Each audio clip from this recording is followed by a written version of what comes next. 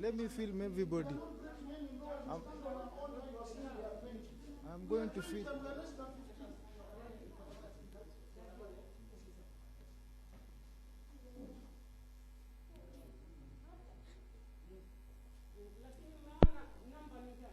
I want us to count to see how many people are here. You can't talk about 20. She just lied. You are on camera now. You are on Ndio hii. camera and this thing will be able to everybody because you understand. You are not supposed to open your recording. We are doing live recording as well.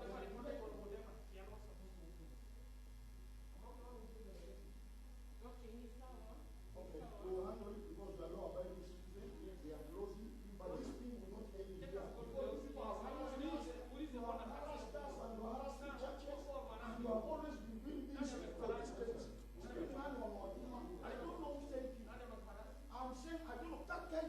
I'm Mr. Mponangwa Damu. He did it. Iko hapa tu. I have it. Naona ba-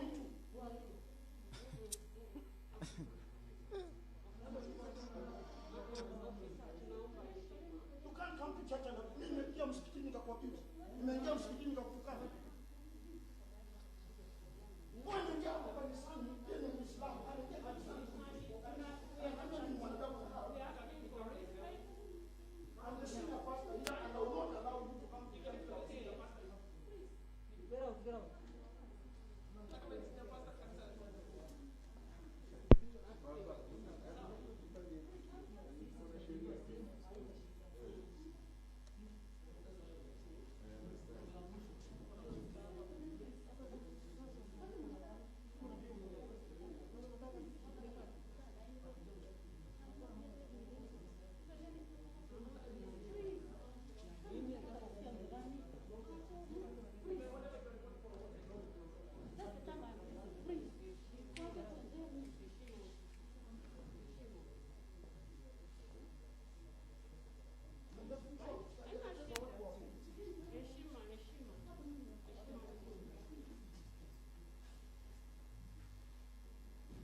Is it John? Let the whole world know what happened.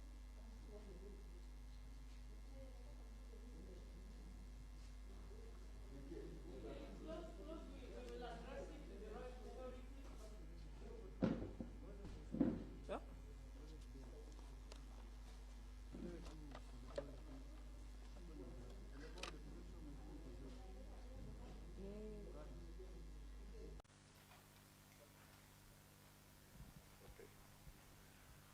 Yeah, my name is Bishop Hudson Deda. I'm the National Chairman, Church and Clergy Association of Kenya. We are here today to stand in solidarity with JCC Ongata Rongai. We condemn in the strongest terms possible what happened here today. Most of us have seen the video that has gone viral. And this is the resident pastor who was preaching, who was harassed by the police from this altar. We want to know from those overzealous police whether we have two governments in Kenya, because we believe we have one government. And whether we have two governments belonging to police and the government of Kenya, we want to know. Because we have a communication from the government of Kenya allowing pastors to do a service with support team not exceeding 15. In this case, the pastor had only 12 of them in the church. We want to know, what did the pastor do wrong? We appeal to the CS Matiangi, a man we love so much. We love your work. We love your zeal. We are proud of you to take action against those police officers, because the circular of the Interfaith Council has gone round and everybody has it. It has been communicated to every police station. It has been communicated to all OCPDs. We are so surprised why they have to come here and harass a pastor, and more so, the police sending away a pastor from the altar and they take charge of the altar. What were they doing on the altar with guns? That is wrong. The altar is not for guns. It is for Bible. We want them to know that pastors are not criminals. A pastor is not a criminal. He's not armed. Why do you send 4 police officers armed to come and arrest a peaceful pastor who is not armed? A pastor should be summoned in case there is any wrongdoing. They should summon a pastor and he will appear before anybody at the police station to answer to any charges.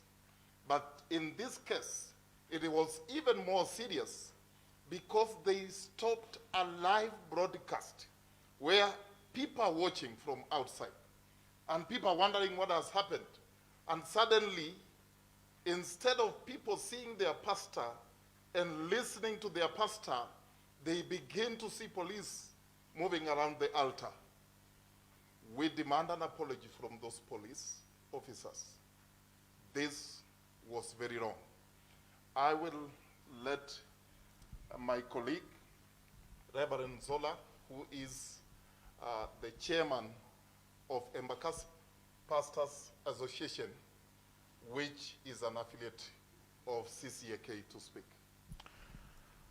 I want to stand together with Reverend Marabu and the brethren members of this church to condemn what the police did today during a live broadcasting service from this altar. I want to let the police know that this is a holy place. The sanctuary, the altar is a holy place. Nobody is allowed to climb up here. If you have a problem with our pastor, summon him the way you summon the MPs. He's an honorable man of God. Summon him to the police station. After he has preached, he will join you at the police station for whatever you want to do thereafter. I want to request Mr. Mutiambai, please ask the police officers to stop harassing pastors in the church. If they have any issue with the church, let them wait for the pastor outside, but not inside. We were shocked to see 3 police officers with guns on top of the altar. What? They are not preachers? They are not pastors? Even when we come to your police station, we report at the desk. We never walk into the inside of what happens in the police. This is unwarranted. It is wrong. And I'm just asking the bishop after this, maybe we will pray that somehow, God will not punish those police officers or whoever sent them to the house of God. Even when CS Matiang'i and the government of Kenya had allowed every church to do live broadcasting with 15 people. This church had only 12 people. So please just pray that somehow, I don't know, Bishop, somehow that God perhaps will have mercy on the police who stepped on this holy ground. So we request Mr. Mutiambai to give directives on how to handle a pastor when he is praying. Thank you. I want to sample a few cases. This is not the only church and pastor that has been harassed. We are still receiving some more information of pastors who have been harassed.